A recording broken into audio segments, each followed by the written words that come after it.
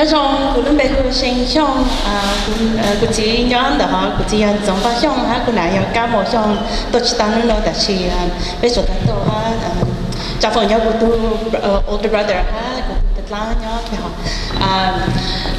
Hi everybody, good evening. My name is Sheng and I am here to speak on Fu's behalf just to share a little bit more about him and just wanted to recognize my parents and my family and thank the coordinators behind this. I'm mostly going to be speaking English and Mong that she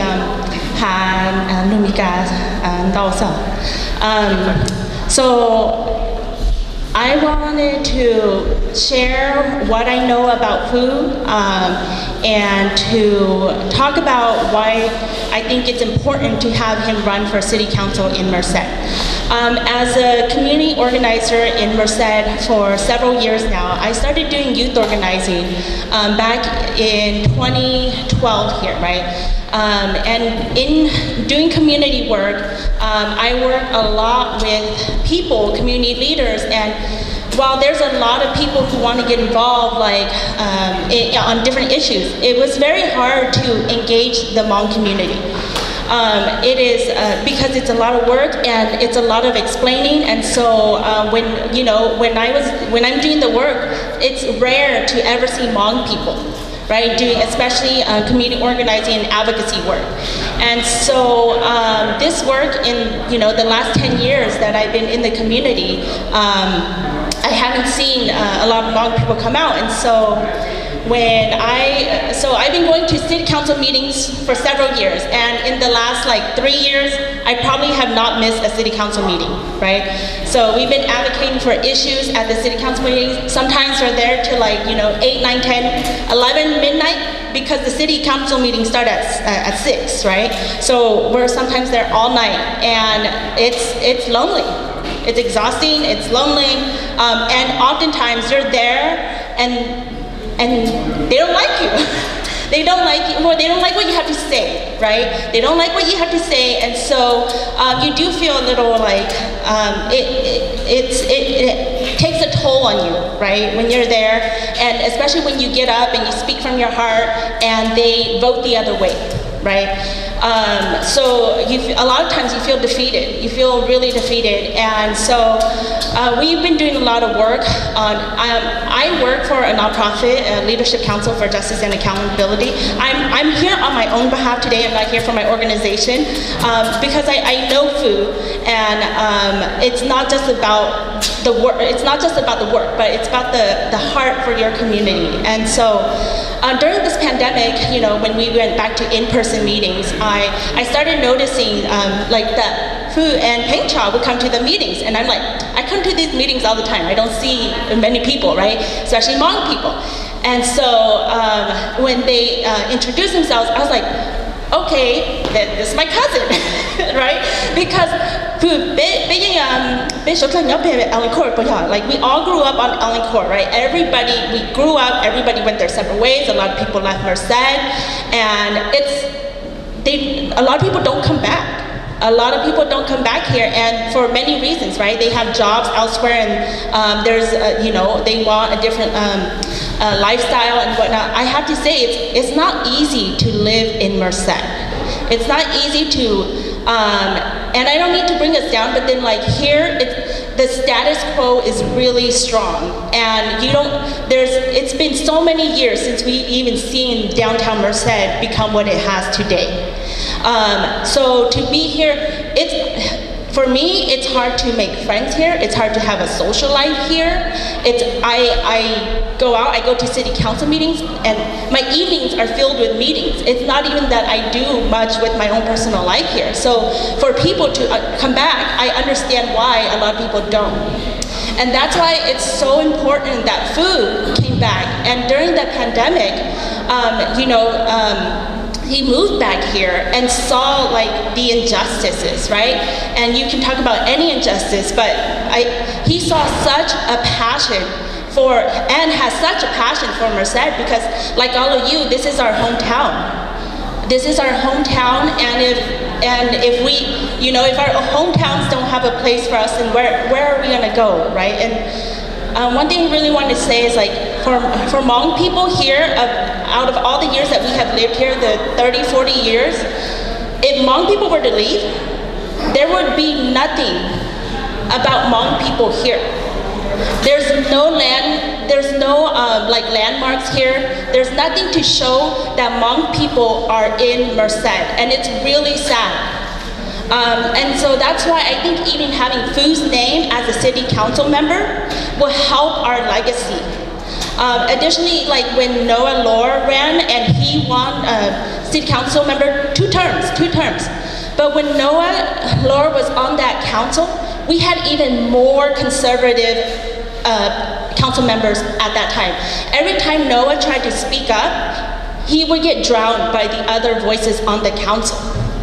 And so it made it very difficult to ever get anything passed. And because, Noah's a very intelligent person, but because I do believe that the language barrier also influenced like why it was so easy for them to dismiss what he had to say.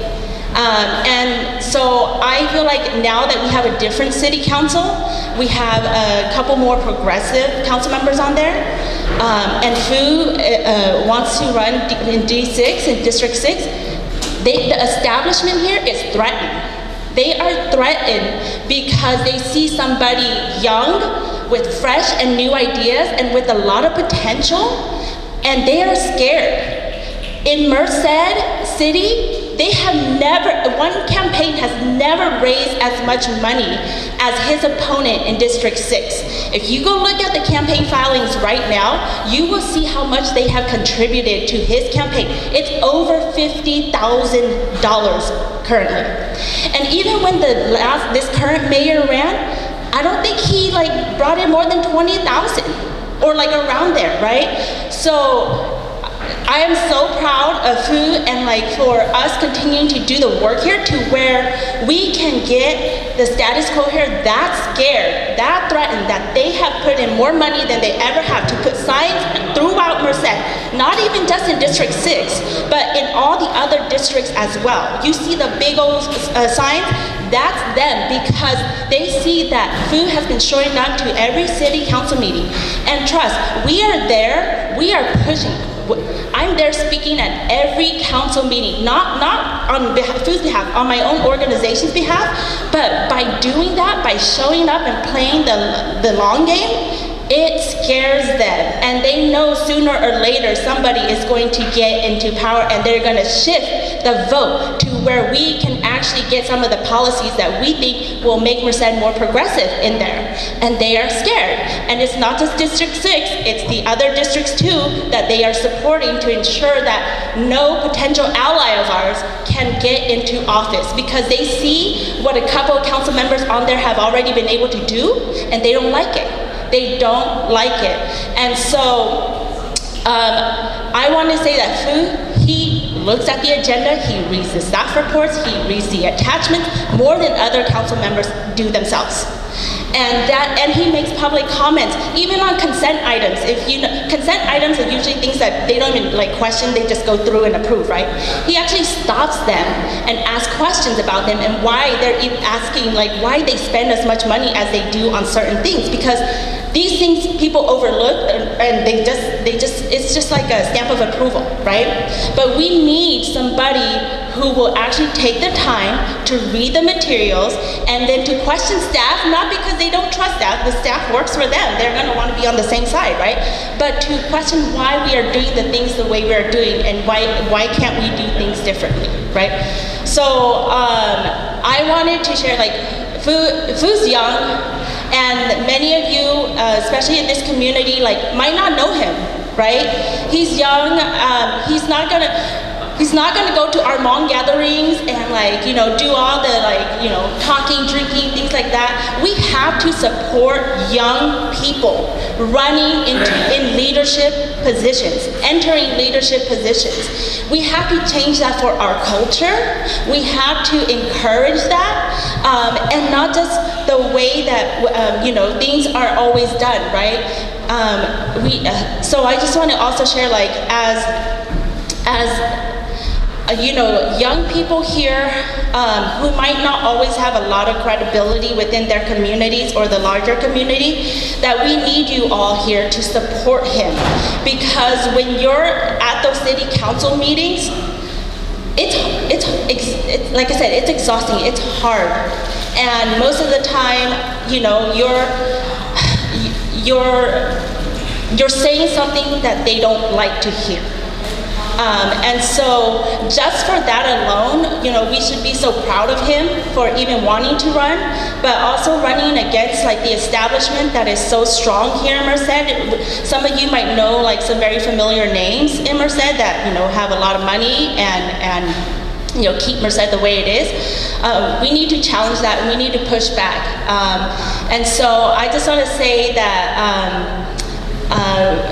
I'm really happy to see everybody here today, and even if people can't be here, if they're supporting him, that is amazing, even near or far. And if, you know, even if you don't live here anymore, but that, like, know that Merced is one of the first places that Mong people came to when we came to the United States. It means a lot to still support the Mong people who are still in Merced and trying to help it progress. And Phu moving back here and coming back to, you know, to put his name and throw his name into a race that, you know, where he's the challenger and we know the incumbent is tied to old money here.